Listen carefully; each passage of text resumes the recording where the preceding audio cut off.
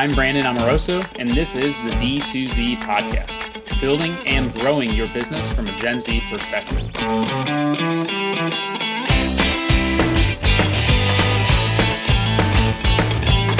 Hey everyone, thanks for tuning in to D2Z, a podcast about using the Gen Z mindset to grow your business. I'm Gen Z entrepreneur Brandon Amoroso, founder and president of retention as a service agency, Electric. And today I'm actually talking with Matt Goodman, co-founder and CEO of Okendo, and one of Electric's closest and longtime partners. So really excited to get the chat with you today, Matt, about some of the things that we're going to cover. Yeah, hi Brandon, thank you. It's great to be with you today.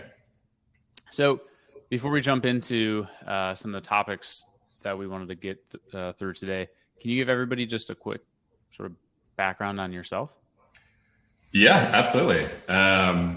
So I'm Australian, as you may be able to tell from the accent, and I've been working in and around Shopify for, nearly like the last 8-10 years.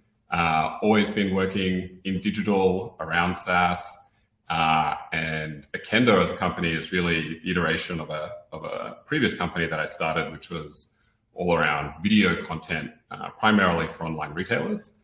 It was like a video testimonial tool that essentially pivoted its way into what Okendo is today. Oh wow, that's really cool. I had no idea that Okendo was a pivot from an earlier business. Yeah, it is. So around what year was Okendo in its current form started? Well, the year that the four of us originally working on the project got together was 2017. And so we were working in a dark room in a WeWork for the first 18 months or so, I think. And it wasn't until, about 18 months, 2 years later that we launched on the Shopify App Store. Got it. And before we keep diving in here, can you give everybody just a quick background as well on Okendo and what it is that you do? Because I know it's evolved a lot, even in just the last year, I would say. Yeah, absolutely. Very rapid evolution recently. So in summary, I'd say Okendo is a customer marketing platform, and we provide a suite of 5 kind of best-in-class solutions that are intended to help Shopify brands grow their business faster and more efficiently. Specifically, the products that we have are reviews, surveys, quizzes, referrals, and loyalty. So, a great kind of multi-product suite where there's lots of synergies to be accessed by using these products all together. And what these products really all have in common is that they're intended to help brands really maximize the value of their customers. And I mean that in the traditional sense of helping increase customer lifetime value, but also developing stronger, more productive customer relationships where there's an active collaboration between the brand and the consumer on different activities that can help drive growth.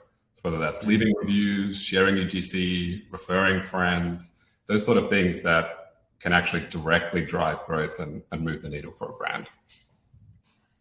Yeah, and I really appreciate the extension of the product over the last year, because having various solutions pulling together zero-party data on our clients' customers makes things challenging, when it comes to segmentation or being able to, remarket to them. And so being able to have, quizzes, reviews, surveys all in one platform is a huge value add. And then also allows us to, not ask the same question. Yeah, exactly. 3 spots, which is one of my biggest pet peeves for a while. Yeah, that's a pain point we've heard a lot from merchants, and exactly as you say, and from agencies and partners as well. Yeah. So in terms of merchants and the pain points that you're solving for them, obviously overall what you're trying to do here is increase customer lifetime value. But how exactly are you addressing this sort of merchant pain? What is the merchant pain? And then obviously you've released a couple of new products this year. How does that factor into, those pain points and how you're better suited to serve them now versus, maybe before? For sure. Yeah. So I think the primary pain that Okendo is out to help merchants address is really the number one challenge that's facing brands today. And that is the increasing customer acquisition costs. I don't think it's actually much of an exaggeration to say that brands today face like the CAC, the customer acquisition cost apocalypse. Costs have been increasing pretty dramatically over the last 5 years, given the escalating competition in DTC. But it's really been in the last 12, 18 months in particular where CACs have, like that rise in CAC has accelerated so dramatically after we've seen the iOS 14 changes and the data privacy platform changes on the big social media platforms, and how that's made targeted advertising more expensive and harder, as well as coupled with the impact of inflation. Like even ad costs alone are not immune to the impact of inflation. And I was reading just yesterday by estimates of one agency that the cost of advertising have increased more than 20% in the past 2 years alone. So, that's of course like a really big challenge for many DTC brands, many of whom have been operating on really thin margins. And so such an increase in CAC is really enough to threaten the viability of their entire operation. And so I think like when we've got also a kind of vacuum of funding leaving the ecosystem at the moment, with VC and PE sitting on the sidelines after what's been quite a correction over the last 12 months, either that or off chasing the latest AI opportunity. There's not really any more funding for the growth at all costs model that was so pervasive in the 2020 and 2021. So I think like the implication is brands really have to find a sustainable growth model or die. From our perspective, the best way of reducing CAC, becoming more sustainable, is ultimately to like reduce their dependence on these big social media platforms for new customer acquisition and ongoing engagement. Now, this is something we've heard the industry talk a lot about. Certainly our good friends and partners over at Klaviyo talk a lot about owned marketing, owning your data, own your growth. So I'd say that Okendo is certainly in support of that same mission. However, where Klaviyo is kind of focused on centralizing data in one platform and then activating it to communicate via email or SMS, sometimes called data activation, Okendo is more focused on helping brands generate that first and zero-party data. And then, as I say, also helping facilitate a collaboration directly between a brand and a consumer on activities that can drive growth without needing to pay those third-party platforms. So it's really all about helping brands grow faster and more efficiently, and reducing their CAC and ensuring a sustainable business model. Oh, that makes a lot of sense, and I think that lends itself into the concept of a super fan, and what you're able to do with a customer now in Okendo when you can see quiz, survey, review, the referral activity all within one platform. Yeah.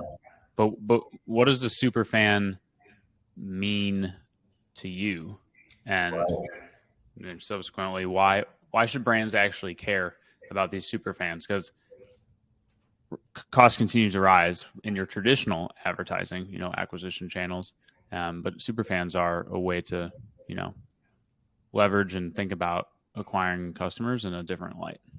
Yeah, absolutely. We would think of a super fan as kind of the ideal customer, and certainly the sort of customer that Okendo is really all about helping create. So these are your customers that have a high lifetime value, that are really engaged with the brand. They're following you on social media. They've got many purchases. Maybe they're subscribed to your subscription offering. They're leaving reviews. They're on the VIP tier of your loyalty program. Maybe they're also referring friends and family and part of the ambassador club. These are the customers that, high lifetime value, highly engaged, and are also willing to help the brand grow directly. And it's a fun name, Superfan, but don't let the fun name fool you. Is what we think, because Superfans really are a strategic growth asset in this sort of environment where efficiency really is critical. The interesting thing I think that we see is like all brands have some percentage of superfans. It's just that most brands have a much smaller number than is really able to move the needle. So around that, like perhaps 1 to 2% mark is where we see most brands. Mm-hmm. But if we look at the brands that are really winning in today's space, they've got a rate that's much higher, more around 10 to 15%. And brands should really care about creating these superfans because these customers do facilitate faster, more efficient growth. And I can go into perhaps some of the detail there, but I might just pause there. Yeah. Do you look at all, when you think about LTV, I'm assuming that for the superfan, their LTV is beyond just what they're spending on the brand because, they're driving other actions and purchases from family, friends, whoever it may be. Does that get factored into or accounted for? Yeah, absolutely. I think like we think about the value from a monetary perspective from their direct purchases, and then it's almost like a productivity kind of value or score in terms of the extent to which they can act as like a growth node in the customer base to help pull in and bring more customers, reach new audiences, create more content, drive more conversions. So all of these things are of immense value to brands. They don't traditionally get aggregated and measured all in one place. And that's something that Okendo's working on changing. So we can give brands a kind of centralized view of who their most influential and valuable customers are, both by their purchase history as well as the activities that they undertake to help a brand grow more efficiently as well. No, that makes a lot of sense. And especially, going into, there's so many things that are potentially overlapping when it comes to, referral customers. Like, are they more so affiliates? Are they influencers? Right. Are they just brand ambassadors? Like, I'll share a brand with friends, but I'm obviously not an influencer or an affiliate. But there's a lot of overlap, I think, and being able to sort of manage everybody within one solution is helpful too. And then also, sort of unveiling the actual true value to a customer. Because you could have somebody purchases like once or twice, but then, they had 10 people come through their word of mouth, and that person's way more valuable to you than me having only bought like 5 times. So yeah, exactly. Just on that point of having all the solutions in one place, that and kind of going back to what we were talking about earlier, that's definitely one of the other kind of key pain points that Okendo's helping to solve for, which is having it's much harder to build these sort of super fans where you're getting lots of active or high quality and actionable data and working with them in a way that is seamless and personalized. If all that data is spread out and functionality across multiple solutions, so being able to consolidate them all into one stack, save time, save money based on the workflows, have a single simple subscription offering, that's something that we've definitely, like our customers find really valuable. And we've seen a real increase in demand for over the last 12 months as well. So both things are really important there, that it's really hard to create a super fan when you've got your data and your solutions all scattered around and suboptimally integrated. And the ability to kind of save money as well by having them all in one place. And as the platforms evolved, obviously your value prop to merchants has changed as well. And so at this point, what would you say, Okendo's sort of unique foot in the market is for merchants? Like, why Okendo over other platforms today versus, even a year ago? I'm sure that was a lot different of why Okendo. Yeah, for sure. I think today, when we talk about Okendo and our kind of unique value offering, the composition of our product suite, reviews, surveys, referrals, quizzes, and loyalty, no other platform has that same composition all in one place. And each of these products are intended to serve a really specific purpose, like ultimately in that creation of a sort of superfan. Mm-hmm. It's really all about being able to orchestrate these products together in such a way that optimizes the rate of superfan creation, the rate of data generation, and being able to all append it to a single customer profile that exists in Okendo.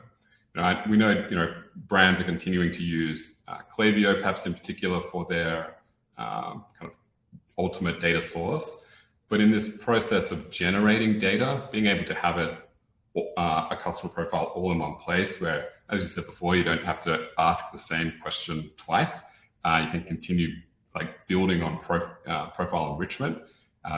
That's a really key value prop, I'd say, of Okendo. So having a unique composition to our product suite is what our customers find really compelling. And then the synergies that you do get from having all these products in one place, simplified billing, all of those things kind of come together as part of our unique platform offering.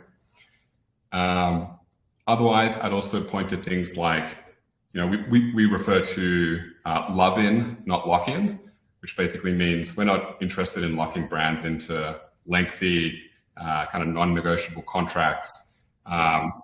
We strive to essentially earn the business of our customers month over month, and we want them to stay with us because of the great results they experience with the platform, as well as the great experience and service they get from us as well. And yeah, maybe the third thing I'd point to is we really do have a very religious focus on measurable ROI. All of our products are really intended to directly drive revenue. So whether it's the percentage of people that are interacting with reviews and then going on to be a purchaser, repeat purchases from loyalty or checkouts from quizzes, all of them have a direct conversion into revenue. And so our teams and our platform are all very focused on helping merchants deliver a really measurable return on their investment in the platform. No, that makes a lot of sense. It's been fun to watch the evolution of the product and how it's continued to address and help serve the needs that we've had in a way that doesn't necessarily happen with all tech products.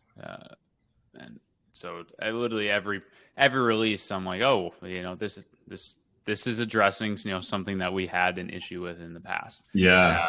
Or something that we've been looking forward to doing. Whereas in some other cases, I'll see releases and I'm just not really sure, necessarily how that will help us with our merchants in moving the needle for them. Right. And so, obviously it's a testament to what you all are doing when it comes to, building out the product releases and the upcoming roadmap. Are there any things sort of in the pipeline when it comes to that? Yeah. Well, firstly, thank you for the feedback, the kind feedback. And I just a note there, I'd say, we do try to, and I'm pretty obsessed about listening to our customers and what they want, and just continuing to pull that thread of listening to what they want and also building on what our current strengths are. So you can see with this product suite, they're all really focused on connecting brands with customers directly, generating data, and then using that to provide a better, more personalized experience. And so, looking forward, we have our loyalty solution that's in our early adopter program at the moment. It will go into public availability probably late this year or very, very early next. So definitely the big release for that is on the horizon. We are accepting early adopters at the moment. If folks are interested, you can check that out. Otherwise, it's probably a little bit too early to say specifically what's coming next year, but we are certainly addressing some core themes. one of those would be we're really committed to enhancing all the new products that we released over the last 12 months. We released 4 new products, so we're continue building on those and committed to trying to turn those into really category-leading products. AI is certainly something we're thinking a lot about, and how we can incorporate both predictive and generative AI into the feature sets. And then, perhaps data and analytics is something that we're also thinking a lot about. As we were talking about before, being able to give merchants a view of their customer data and their impact on growth in ways that don't exist today, but that's also really actionable and can help them calibrate their ongoing customer marketing programs for better effect. And quizzes is hot off the presses here in terms of the most recent product releases. What are you most excited about when it comes to that? Because it felt like, for me at least, sort of the last piece when it comes to zero-party data aggregation that was missing, since you already had reviews and surveys, but didn't have the quiz component yet. Yeah, I think quizzes is a really exciting product for me for a bunch of reasons. First of all, I love that we're essentially proving, or it has been proven, that quizzes is a direct revenue driver. Like, customers or shoppers love to interact with this sort of tool as a way of performing product discovery. And when you can pair that with a really great recommendation, integration with reviews, and an incentive such as a coupon or even loyalty points, the conversion rate on the recommended products that come out from quizzes is really strong. So brands can basically deploy a quiz and see a meaningful uplift in their conversion rates and get a new kind of direct revenue generating line happening. And the data that comes back from a quiz, it's all appended to the master customer profile in Okendo. And so, if we can know who a user is at the time they're taking the quiz, we won't ask them the same question again. So we already know a consumer's skin type. Next time around, we're going to ask them something else, what their skin concerns are, or maybe what their hair color is. And so these are really fun and engaging ways for brands to connect with customers or shoppers, get that actionable data they need while simultaneously driving new revenue. One of the reference brands that I look at in this space is Il Maquillage, I think is the pronunciation. I might be butchering that, but they're not an Okendo customer, but they've built this really fantastic business off the back, in particular, of the use of this quiz functionality. I think their parent company had an IPO relatively recently, and they really credit the quiz style of shopping as one of their main growth drivers. So I'm really excited about getting it out into the market, which is launching tomorrow, and seeing all the great results that we know our customers and partners are going to be able to achieve with it. Yeah, it's definitely the most of all the products, the one that sits at the beginning of like potential customer interaction. It would go quizzes, then surveys, then reviews, and then referral and loyalty. Exactly. Yeah, exactly. It's a really nice progression through the customer journey, and that's exactly what I meant by each one of our products is intended to play a specific role in that superfan creation process. Yeah.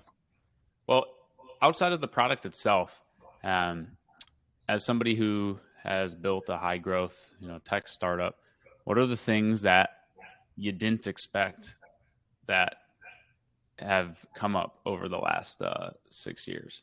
Good and bad. Sure. Yeah. Honestly, this is like the first major economic cycle that I've been old enough to live through.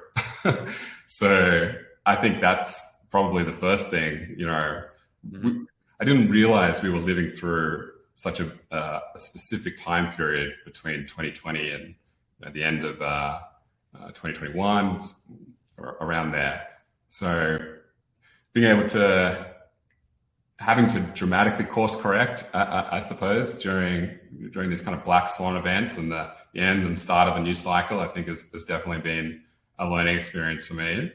But perhaps more tactically, I'd say scaling is a unique challenge in and of itself. I think going from like 10 guys and girls in an office that are all kind of really mission driven and kind of subject matter experts in all of the business areas, figuring out how to like 10 times that as in the first step of scaling, going from 10 to 100, that's basically been the journey that we've been on over the last 12, 24 months, I'd say.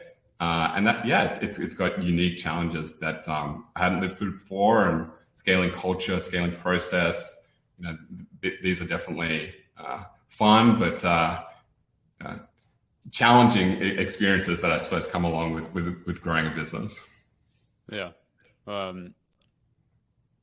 Can't imagine having to, scale that quickly and then also, maintain the same level of, as you mentioned, subject matter expertise and also the culture too. Yeah. And a lot of people will talk about culture, and I feel like it's very hard to, pin down, what is it actually? But you can always tell when a company has good culture or when it has bad culture. And obviously that's very important. Like I think the saying is happy wife, happy life. I think it's like happy employees, happy thriving business. Yeah. Yeah, I agree. I mean, it totally agree in terms of scaling culture, and we started going through that process during COVID, and so therefore we scaled while being fully remote, and that's a unique challenge in and of itself. In that half the people in the company hadn't ever met each other. We have since then, fortunately, had the opportunity to come together and get everyone in the same room. But yeah, when you bring together new people for the first time that have not met each other, that does really amplify the challenge for scaling culture and process. Yeah, I think the in-person experience is super important, which was obviously made impossible in the beginning of COVID. Yeah. And now is, difficult when teams are so remote and like we're spread out all over the place, and being able to get everybody in the same room together is challenging, but I think important. Yeah, it's worth the investment. I was on the fence about that late last year, and we invested in a big company offsite earlier this year, and everybody agrees it was worth it and then some. So definitely would recommend that. Yeah, definitely. Well, do you have any other exciting things coming up with Okendo for the rest of the year? I think. Well, actually, we have our kind of World Tour Roadshow, I suppose, if you will, which is for Okendo Evolve, where we're getting together in New York, LA, and Sydney, basically just to talk about all things customer marketing, how brands can build more sustainable businesses, grow faster and more efficiently by collaborating more closely with their customers and getting them driving growth. So we're going to have some great speakers at each event. At LA, we've got True Classics, Skims, Sydney, Booty, a number of other great brands. So yeah, should be a great event. We're going to have merchants and partners at each one. I'll be there along with some of the rest of the Okendo team. And it's just going to be great to hear the strategies and what's working well from other brands in this space. I think the shared learning opportunities are really valuable, and actually getting to dig into like concrete examples and do things like roundtables and stuff like that. I really enjoy. Yeah, exactly. I know that brands don't want to listen to me or really any other tech provider spat on too much about their own stuff. They want to hear what's working from real brands, as you say, and get those learning opportunities. And that's really very much what these days will be focused on. Yeah, it's the same thing with, I think, like any business is you can only talk about yourself, so much, and it'll sort of fall on, deaf ears, but you have others talking about you, and how Yep. they're leveraging you. And like, that's the same thing for the agency. Our case studies are one thing, but it's another to have case studies from tech partners or case Yeah. studies that are not being generated by us. It just provides not only additional sort of social proof, but use cases and portraying it in ways that we won't even necessarily think of. So I'm sure it happens for you all the time. Customers might use the product in a way that you wouldn't have expected initially. But that actually provides really great insights that can then be spread out to the rest of the Yeah, absolutely. We see merchants and partners taking the product and pushing it to extremes and using it in ways that we hadn't planned or thought about, and create opportunities for us to build on it essentially and create more functionality. But yeah, that whole concept of social proof, we build a business on it. It's certainly the most powerful driver of behavior, I think. Yeah, without it, it is very difficult to do anything. So, Yeah. well, thank you so much for coming on the show. Before we hop off here, can you let everybody know where they can find you or Okendo online? Yeah, absolutely. Thank you so much for having me. If folks are interested in learning more about Okendo, they can go to okendo.io. So that's Okendo, okendo.io. And yeah, otherwise, feel free to look me up on LinkedIn, Matt Goodman. Love connecting with folks from the industry. Would love to hear from you. Awesome. One question on the product itself, both for like the merchants listening, but also just in general for other business owners. How have you had to rethink the way that you go about pricing? You have a true like bundled solution versus before it was like just reviews, so sort of a standalone product. How do you think about pricing now, and then what sort of additional value and efficiencies are you able to pass on like to the merchants because of the fact that you might have 5 products that are being leveraged, so it's easier to quote unquote discount from what it would be if it was a standalone feature? Yeah, absolutely. That's a great question. And that's exactly what it is. We really want to incentivize merchants to use the full suite, unlock those synergies that are possible when you use the 5 products or even 2 products plus together. And so, yeah, we are passing on really significant discounts to customers when they combine their subscriptions with Okendo. So yeah, I would definitely encourage the merchants that are interested to speak to our sales team, put together a kind of custom package based on the products that you're interested in. We definitely have some really generous opportunities available for bundling there. No, it's awesome. The market's moving towards bundled solutions, both from it makes more sense as to all the things that you mentioned around not asking like duplicate questions, being able to orchestrate everything out of one platform. But then it also comes with cost savings, and the market is sort of right for both of those things to be happening at once here. So yeah, exactly. I mean, why manage 5 vendors when you can really only manage one and get a better product outcome at the same time? Yeah. Well, thank you so much for coming on. Super interesting. I'm really excited to see the launch of quizzes and get to finally play with a solution that can do reviews, surveys, and quizzes for us all in one place. So yeah, absolutely. Profile enrichment is in our future. Absolutely. Thank you so much for having me on. It's been great. And I look forward to getting quizzes out there. Awesome. Well, thanks everybody for listening. As always, I'm Brandon Amoroso. You can find me at brandonamoroso.com or electricmarketing.com. And again, Okendo, that's okendo.io. It's a solution that we leverage, for almost all of our clients when it comes to zero-party data aggregation and helping, improve retention and increase LTV. So strongly recommend, not using 5 disparate vendors and getting on a consolidated tech stack. That's what we're preaching here. But again, Matt, thanks for coming on. And thanks everybody for listening.